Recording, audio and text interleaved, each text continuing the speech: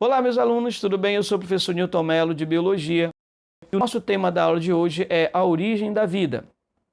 Esse tema ele é dividido em duas aulas. Hoje nós temos a parte 1, de origem da vida, e posteriormente você vai assistir a parte 2, finalizando esse tema. Vamos começar falando sobre as hipóteses que explicam, ou pelo menos tentam explicar, como a vida surgiu no nosso planeta.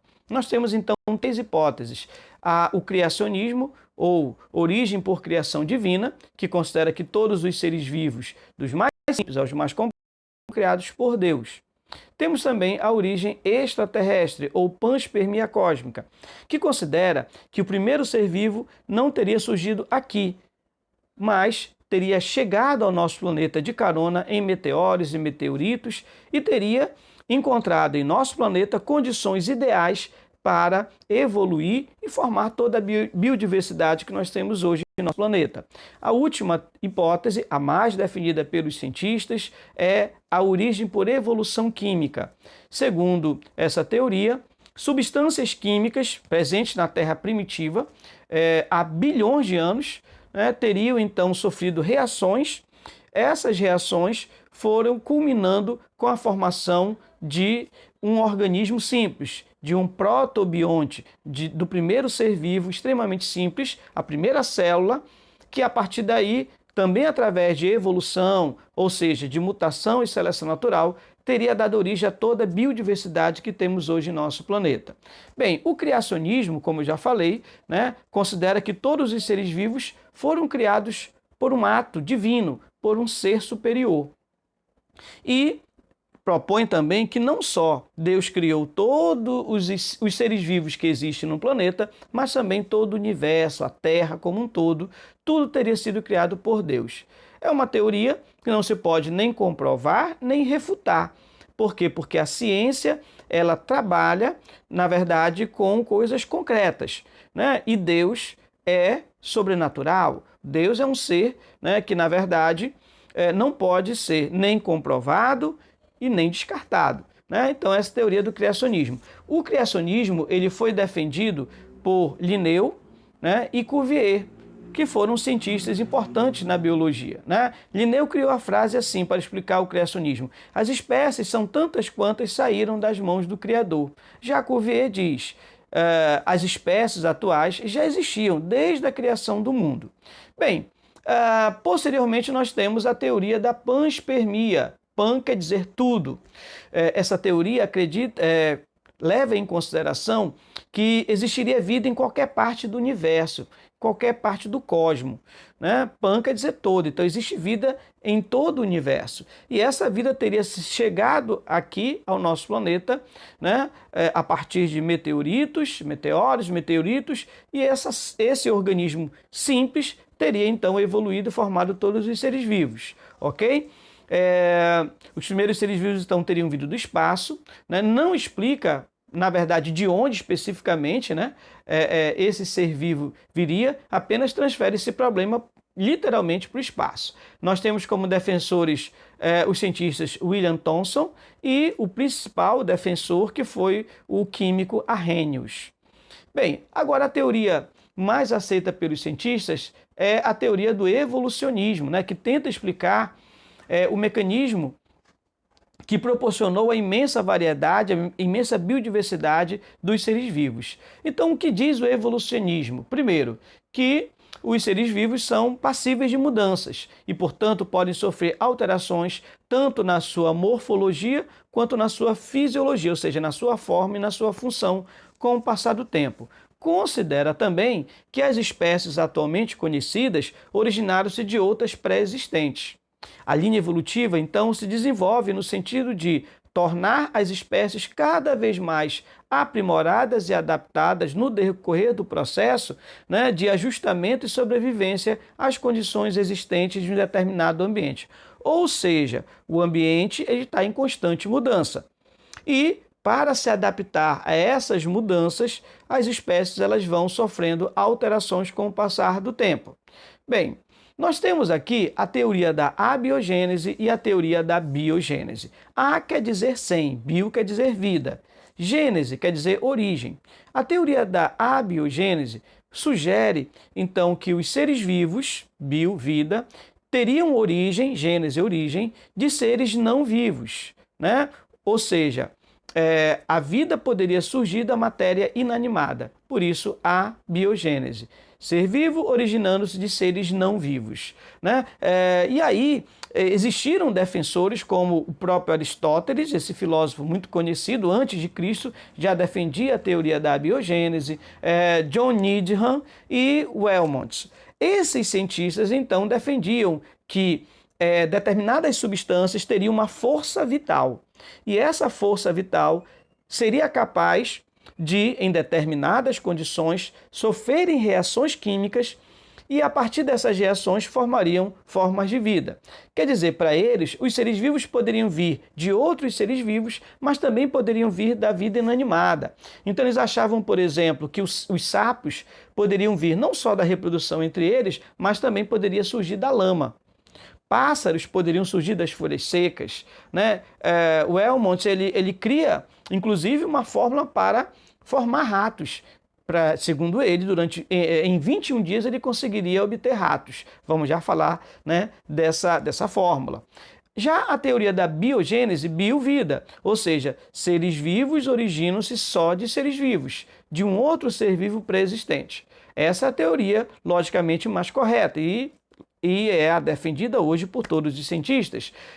Os defensores ao longo do tempo foram Francesco Redi, ou Redi, Lázaro Spallanzani, que era também italiano, um padre italiano, e Louis Pasteur, esse francês, que, através de seus experimentos, deu o golpe final na teoria da abiogênese. Então, veja só, a teoria da abiogênese, ou teoria da geração espontânea, né, o maior defensor aí foi Aristóteles, esse filósofo grego, ele diz então que os seres vivos também podem se originar, né, além da reprodução entre si, mas a partir dessa matéria inanimada, através da presença de um princípio ativo. Esse princípio ativo estaria presente em algumas substâncias e esse princípio ativo poderia desencadear reações formando seres vivos. Por exemplo, o surgimento de larvas de insetos no lixo.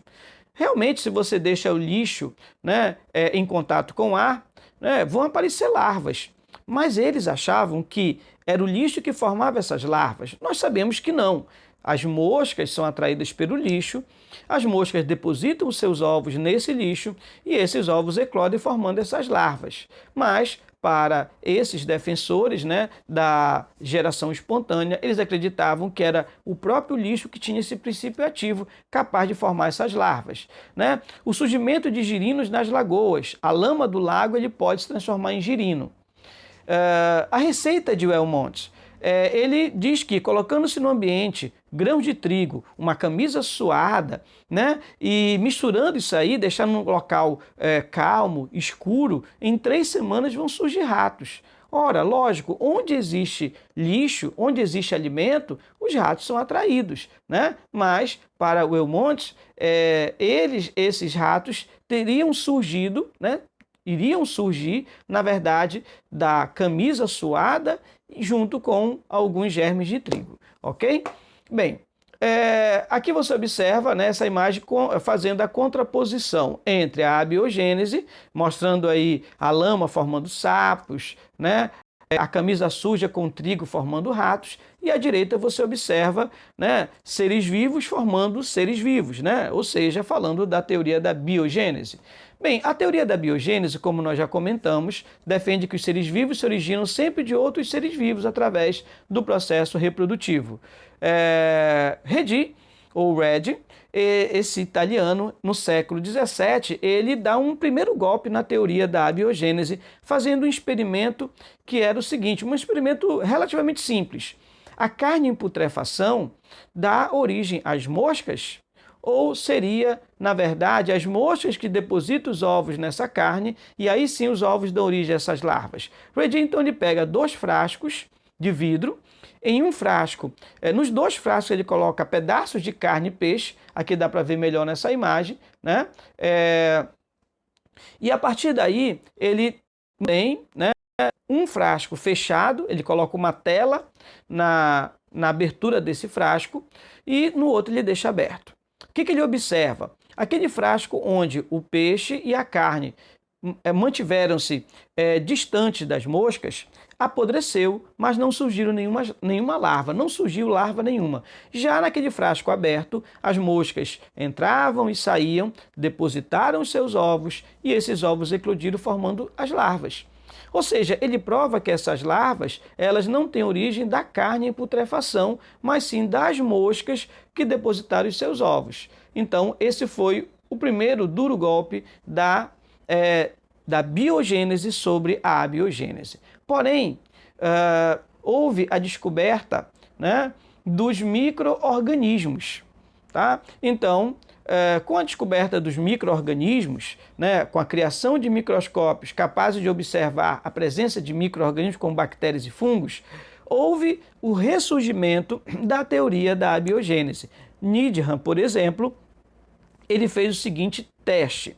Ele pegou um caldo nutritivo, colocou aí num balão de vidro e aqueceu. E percebeu que depois que esse caldo esfria, vários micro-organismos surgem. Ou seja, para ele, o caldo nutritivo tinha esse princípio ativo e quando ele aqueceu, ele acabou estimulando esse princípio ativo para sofrerem reações e formar esses micro-organismos.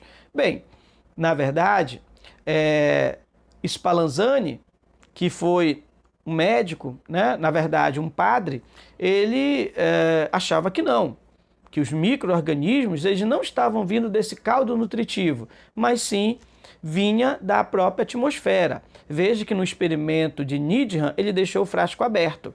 Então, para Spallanzani, o ar contaminado com os micro-organismos entraram nesse frasco e se multiplicaram no caldo nutritivo.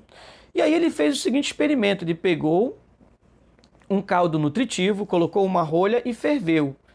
E depois ele percebeu que, após fervido, com o passar do tempo, os micro-organismos não surgiram. Ou seja, ele estava mostrando que, na verdade, os micro-organismos que surgem no caldo nutritivo vêm do ar. O ar que está contaminado com micro-organismos. Porém, Needham, ele contestou o experimento de Spallanzani, dizendo que quando ele ferveu o caldo, ele acabou destruindo o princípio ativo capaz de formar seres vivos. Tá? Na verdade, Needham, ele apenas aquece o caldo nutritivo. E ele acha que quando Spallanzani ferveu o caldo nutritivo, ele retirou todo o princípio ativo capaz de formar novos seres vivos. É isso que aparece aí no slide.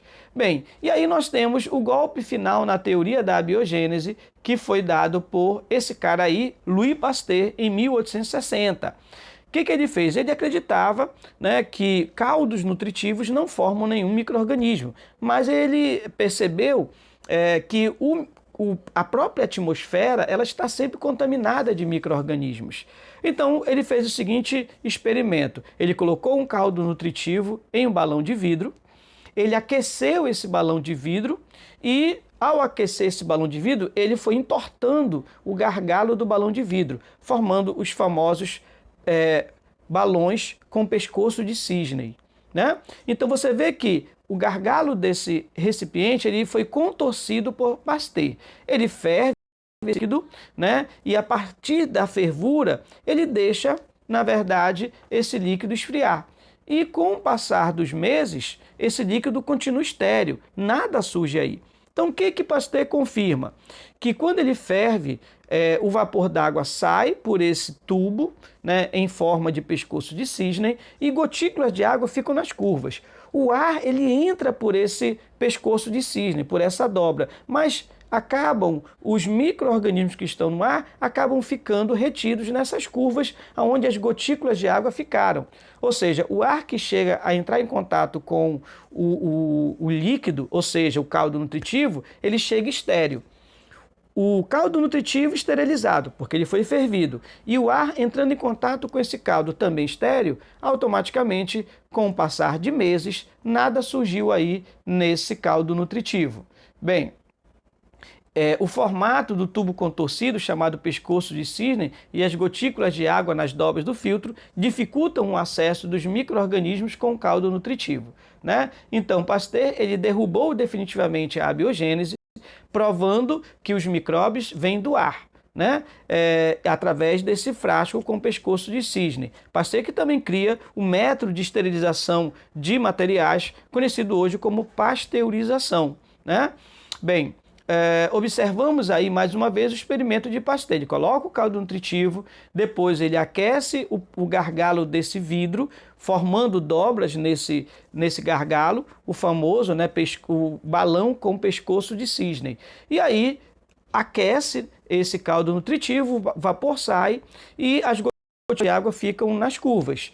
Automaticamente o alho vai tentar entrar, mas quando ele entra e passa por essas curvas, os micro-organismos são retidos. Ou seja, o ar que acaba chegando ao contato com o caldo nutritivo acaba ficando esterilizado. Quando ele quebra esse gargalo e o ar contaminado entra direto em contato com o caldo nutritivo, os micro-organismos em 24 horas se proliferam. Beleza? Então, esses foram os principais conceitos, né, iniciais sobre a origem da vida. Na próxima aula nós continuamos esse tema. Forte abraço e até a próxima.